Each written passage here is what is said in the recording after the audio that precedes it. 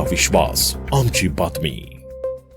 खेळी करत असल्याचा आरोप आपल्याच पक्षातल्या स्पर्धका तेव्हा आदरणीय गिरीश भाऊंनी ज्या पद्धतीने उमेदवार फायनल केले होते त्याच पद्धतीने एबी फॉर्म ते दिले गेलेले आहेत.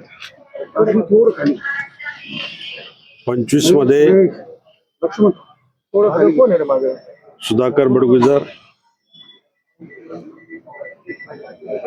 साधना मटाले आणि प्रकाश अमृतकर आणि एक भाग्यश्री डोमसेला घ्यायचं का संगीता रवी पाटलाला घ्यायचं हा वाद डिस्प्यूट होता.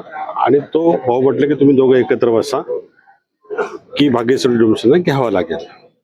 मी त्यानंतर भाग्यश्री डोमसेचं कन्सेंट दिला आणि त्या पद्धतीने 4 उमेदवार त्या ठिकाणी फायनल झाले.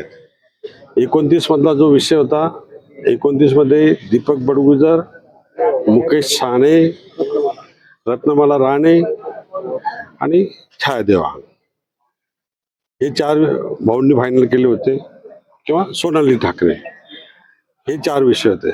28 मध्ये गिरीश भाऊंच्या साक्षीने जे मीटिंग झाली त्यामध्ये ठरलं की दिलीप दातीर, शरद फडोड, शीतल भामरे आणि प्रतिभा पवार या अशा पद्धतीने डायरेक्शन दिल्यानंतर त्या पद्धतीने एबी फॉर्म द्यायचा असं ठरलं. 25चे एबी फॉर्म माझ्याकडे दिले, जिल्हा अध्यक्षांनी दिले. बाकीचे एबी फॉर्मच्या वेळेस काय गोंधळ झाला हे मला सांगता येणार नाही. 28 मध्ये 2 उमेदवार कट झाले, 2 उमेदवार दुसरे दिले गेले. 29 मध्ये 2 उमेदवार कट झाले, दुसरे उमेदवार दिले गेले. डबल निर्णय कोणी घेतला हे शोधलं पाहिजे. तिथं गोंधळाचं काही कारणच नाही.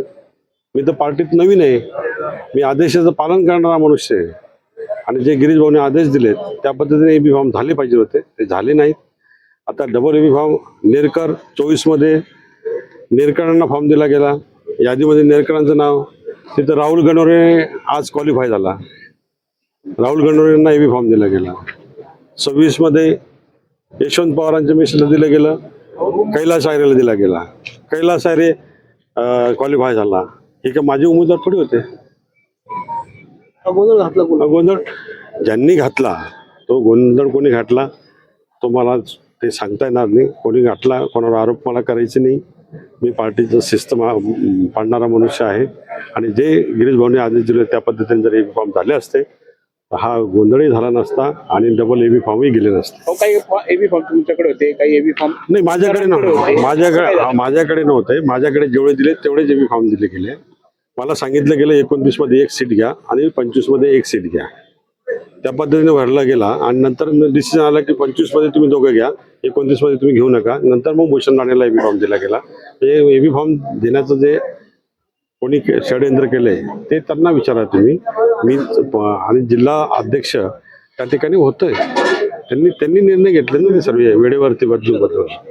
शहराध्यक्ष त्यांना विचारा तुम्ही. याचा कुठेतरी फटका पक्षाला बसेल असं वाटतं का महापालिका?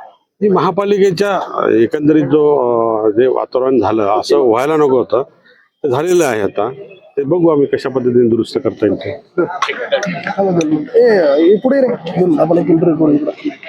बरोबर झालं का?